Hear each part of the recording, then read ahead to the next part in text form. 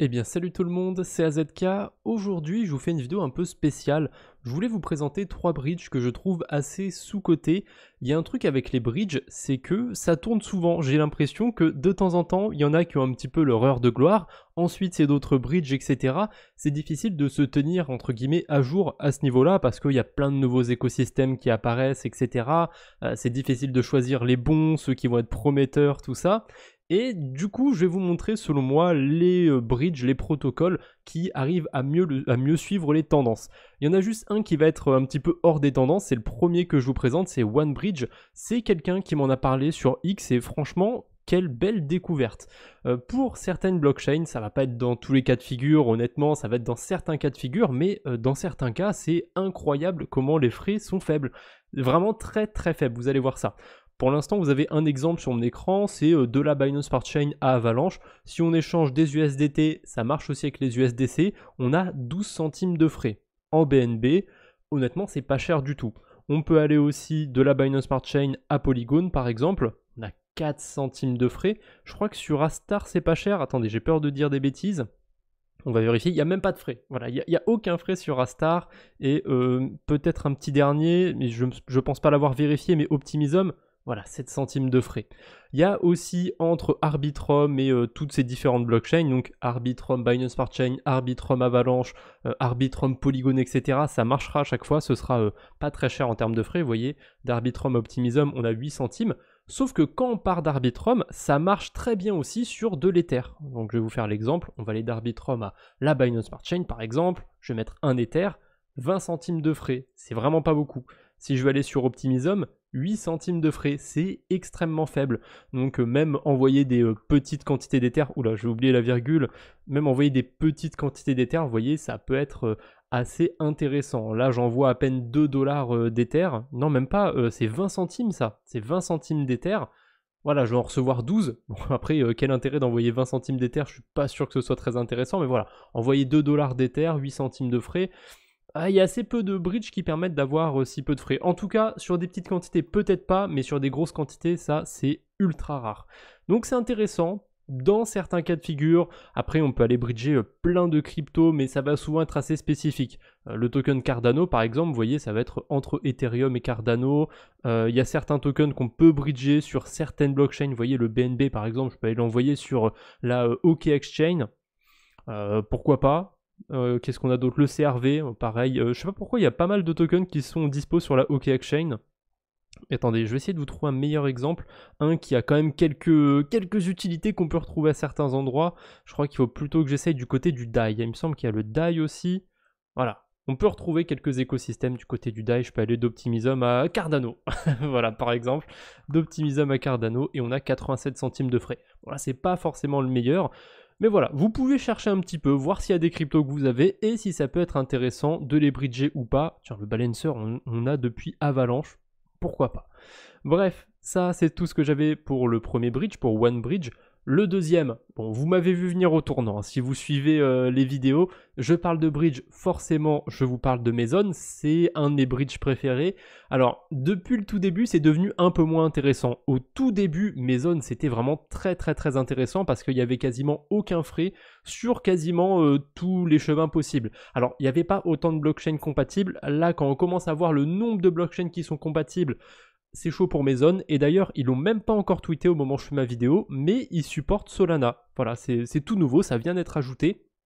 Par contre, je peux pas vérifier, je l'ai pas fait en amont, mais si je clique sur Solana, comme j'ai pas de wallet Solana sur ce navigateur, bah ça me déconnecte, donc c'est pas grave, je vous laisserai voir par vous-même quels stablecoins sont dispo sur Solana, mais très souvent on a l'USDC et l'USDT, donc je pense que c'est ça. Et pareil, du côté de Maison, on retrouve encore certains chemins où il y a très peu de frais. Alors pour l'instant c'est cool, on voit qu'il y a 4 centimes de Polygon à Chronos par exemple. Je crois que c'est pas mal non plus dans l'autre sens, vous voyez il y a 1 centime. Mais en fait il y a une petite entourloupe, c'est que vous voyez ici il y a écrit frais estimés 1 centime à 51 centimes. En fait, ça va dépendre de si vous avez le premium ou pas. Alors, le premium, c'est un abonnement de 10 dollars tous les mois. Ça, c'est bien si vous avez besoin de bridger souvent, honnêtement, parce que Maison est quand même très intéressant. mais régulièrement, si ce n'est tout le temps d'ailleurs, vous avez des promotions, vous pouvez réclamer des premiums pour bridger quasiment gratuitement sur certaines blockchains. C'est assez intéressant. Des fois, vous avez des quêtes à faire sur Galaxy ou quoi que ce soit pour avoir une semaine de premium.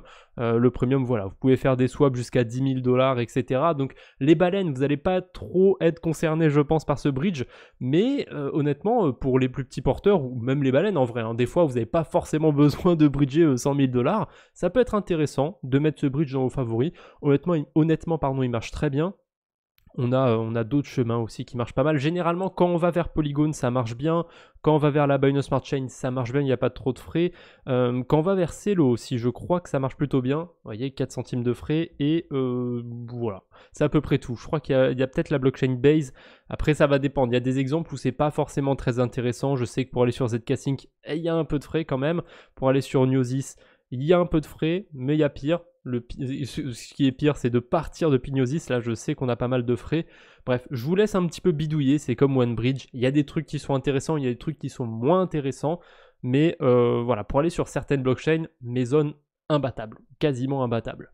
Et on a XY Finance aussi, troisième bridge de cette vidéo. Honnêtement, c'est très sous-coté, je trouve, XY Finance. Ça fait un moment qu'ils existent, etc. Et ils arrivent à suivre les tendances. Hein. Ils arrivent à lister des layer 2, etc. On voit Scroll, on voit Mental, on voit Linea, on voit Base, on voit ZK-Sync. Il y a même des blockchains un peu plus obscures. Bon, pourquoi pas, c'est sympathique.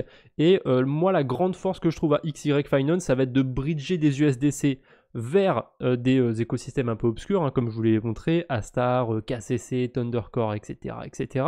Mais un autre truc sympa, c'est de pouvoir bridger de l'Ethereum avec très peu de frais. Honnêtement, c'est assez faible. Alors, il y a peut-être un peu plus de frais que sur OneBridge, mais quand vous bridgez vers un layer 2, généralement, vous n'allez pas avoir aussi peu de frais. Regardez le peu de frais que j'ai en envoyant de l'Ether de Mental à Scroll. Ça marche aussi si je pars d'Arbitrum à Scroll, hein, par exemple. On va essayer de prendre plusieurs exemples dans cette vidéo quand même. Voilà, c'est exactement les mêmes frais. Si j'essaye d'aller d'Arbitrum à Optimism, pourquoi pas? Je suis pas sûr d'avoir mieux que sur OneChain, mais normalement les frais sont pas très élevés non plus. Je crois que c'est la même quantité sur quasiment toutes les blockchains qui ont l'Ether. Ah non, là vous voyez, il y a un petit peu moins de frais, donc c'est encore plus avantageux. Je saurais pas dire si c'est mieux ou pas que OneChain. Non, là ça a plus l'air d'être autour de 10 centimes. OneChain c'était 8 centimes je crois.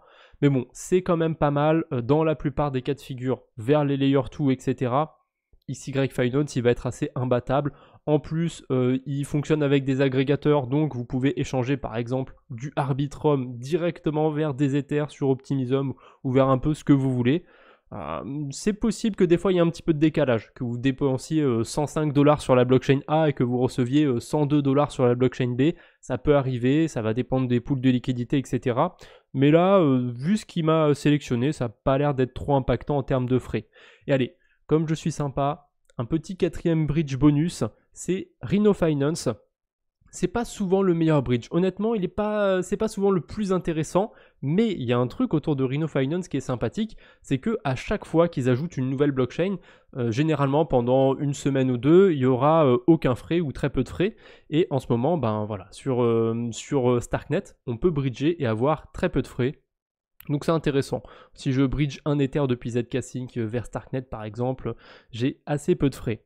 Voilà, c'est tout ce que j'avais pour aujourd'hui. Je voulais vous montrer quelques bridges que je trouvais un peu sous-coté. Rhino Finance, bon, ça va plus être à suivre quand ils vont lister des blockchains, mais pour les autres, je pense que vous pouvez y aller un petit peu quand vous avez besoin. Régulièrement, c'est assez intéressant d'utiliser ces bridges. Bien évidemment, hein, je ne suis pas payé par le moindre de ces bridges ou quoi que ce soit. J'utilise régulièrement la DeFi et je suis souvent amené à utiliser des bridges. Donc je pense que c'est intéressant de temps en temps faire un petit point sur les bridges qui existent, les meilleurs, etc. Parce que Maison, XY, même Rhino Finance, ils sont pas utilisés dans les agrégateurs de bridge. On a des agrégateurs qui comparent plusieurs bridges, etc. Mais vous allez pas trouver ou très rarement trouver ces agrégateurs, enfin ces bridges, pardon. XY, Maison, ils sont jamais listés, je sais pas trop pourquoi. Mais voilà, je voulais faire une vidéo sur le sujet, je trouvais ça intéressant. Allez, je vous embête pas plus pour aujourd'hui, on se retrouve bientôt j'espère. D'ici là, portez-vous bien. Salut tout le monde.